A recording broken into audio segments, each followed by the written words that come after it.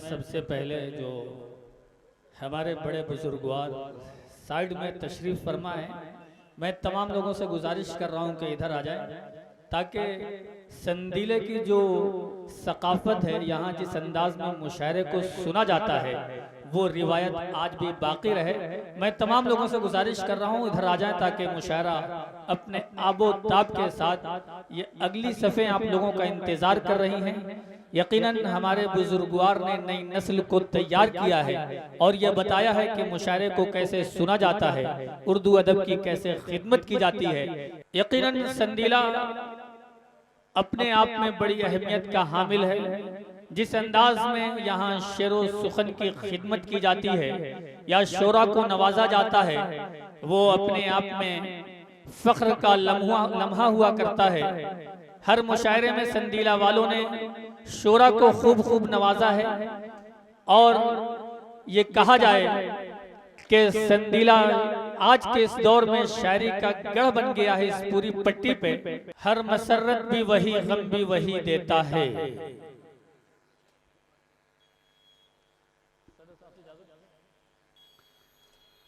हर मसरत भी वही, गम भी वही देता है।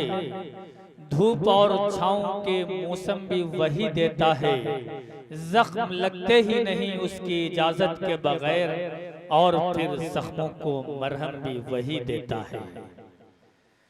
मोअज़्ज़ज़ व मुकर्रम हाज़िरीन किराम,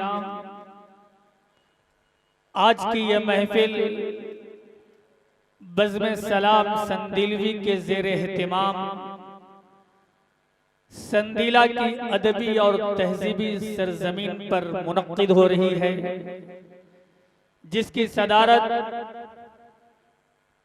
उर्दू अदब का एक बहुत ही मोतबर चेहरा, बहुत ही मोतबर शख्सियत जनाब डॉक्टर मखमूर काकोरवी साहब फरमा रहे हैं।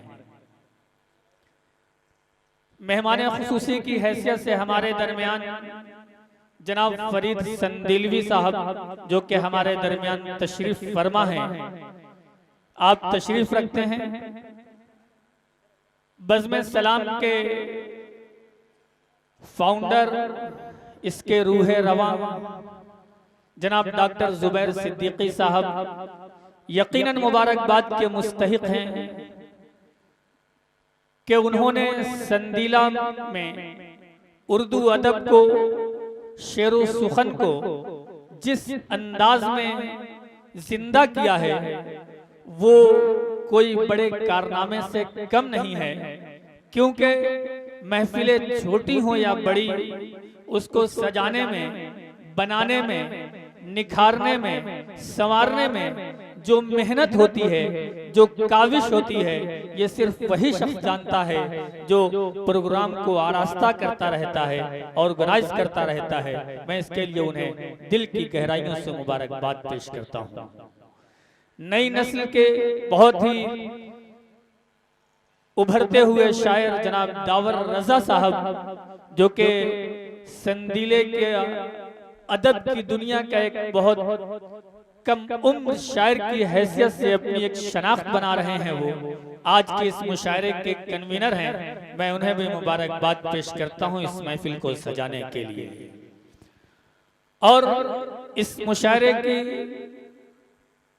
दो हिस्से हैं, एक स्टेज है और एक सामने का हिस्सा है। तो मैं एक बार सामने वालों से मुखातब होकर मैं इजाजत तलब करता हूं कि सदर मोहतरम से इजाजत मिल गई है। अगर आप लोग तालियों के दरमियान हमें इजाजत दें तो बाज़ाब्ता इस मुशायरे की कार्रवाई शुरू करें। एक बार तालियां बजा के हमें इजाजत दें। बहुत शुक्रिया। संदीला जिस हवाले से जाना जाता है वही चमकते हुए चेहरे हमें आज भी नजर आ रहे हैं। जौहर कानपुरी साहब ने कहा था कि हवेली झोपड़ी सबका मुकद्दर फूट जाएगा, हवेली झोपड़ी सबका मुकद्दर फूट जाएगा, अगर ये साथ हिंदू मुस्लिमों का छूट जाएगा। दुआ कीजिए कि हम में प्यार के रिश्ते रहें कायम, ये रिश्ते टूट जाएंगे तो भारत टूट जाएगा। दूसरे शायर हमारे लखनऊ की एक शायरा मोहतरमा डॉक्टर शोभा त्रिपाठी साहिबा ने कहा कि इबादत से नहीं है कम, इनायत बांटते चलिए, लबों पर मुस्कुराहट की शरारत बांटते चलिए, हमारे इस वतन को नफरतें बर्बाद कर देंगी, मोहब्बत की जरूरत है, मोहब्बत बांटते चलिए। तीसरे शायर जिनकी फोटो बहुत नुमाया है यहाँ पर, जनाब चरण सिंह बशर साहब ने कहा कि चिरागों के सफर में दबदबा हो आंधियों का, तो फिर अंजाम जुल्मत के सिवा कुछ भी नहीं है। ये दुनिया नफरतों की आखिरी स्टेज पर है, इलाज इसका मोहब्बत के सिवा कुछ भी नहीं है। मैंने 3 शोरा के अशार आपके सामने पेश किए। इन तीनों के नाम अलग हैं, लेकिन तीनों का मिशन एक है। तीनों के शहर अलग हैं, लेकिन तीनों का पैगाम एक है। तीनों के धर्म अलग हैं, लेकिन तीनों का मकसद एक है। वही मकसद हमारे आज के इन शोरा का है, जो आपके दरमियान बहुत दूर दराज से सफर करके तशरीफ लाए हैं आपकी खिदमत के लिए। वो मिशन है मोहब्बत, उल्फत, चाहत, मुरव्वत, उखुवत, भाईचारगी, मिलन और मिलाप और मोहब्बत का एक माहौल तैयार होना चाहिए, जिसके लिए ये हिंदुस्तान जाना और पहचाना जाता है पूरी दुनिया में। यही मिशन, यही मकसद, यही पैगाम राम प्रसाद बिस्मिल और अशफाकुल्लाह खां का था। यही मकसद गांधी, नेहरू और मौलाना अबुल कलाम आजाद का था। यही मकसद गालिब, मीर, मीरा, तुलसी और टैगोर का था। यही मकसद हम सब का होना चाहिए, क्योंकि मोहब्बत के जरिए ही ये दुनिया मंजिल मकसूद की तरफ बढ़ रही है, और यही एक रास्ता है जिसके जरिए हम भी तरक्की कर सकते हैं, हमारा समाज तरक्की कर सकता है, और हमारा देश दुनिया में एक मोतबर नाम की हैसियत से जाना और पहचाना जा सकता है। सिर्फ यही एक रास्ता है। मोहब्बत बांटना सीखो, मोहब्बत है अता रब की। मोहब्बत बांटना सीखो, मोहब्बत है अता रब की। मोहब्बत बांटने वाले तवील उम्र होते हैं। एक वाकया सुनाता हूं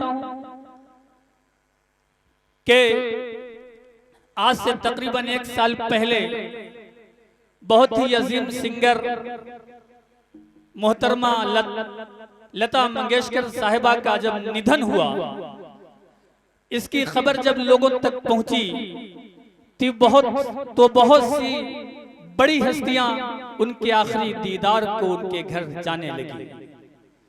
जोक दरजोक लोग जाने लगे। बहुत सी तस्वीरें हमारे दरमियान अंदर से निकल कर आने लगी। उसमें एक तस्वीर ऐसी आई जो देखते ही देखते पूरी दुनिया में बहुत तेज वायरल हो गई।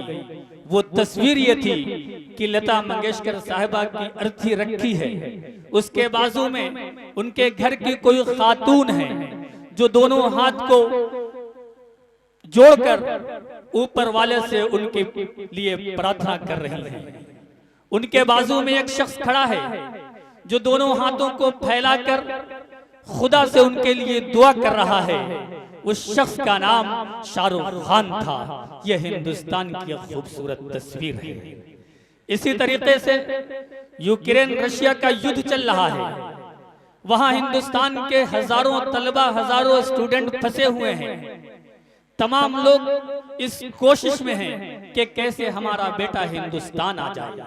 जो बच्चे वहां फंसे हैं वो भी इस कोशिश में कि कैसे हम हिंदुस्तान अपने घर सही सलामत पहुंच जाए।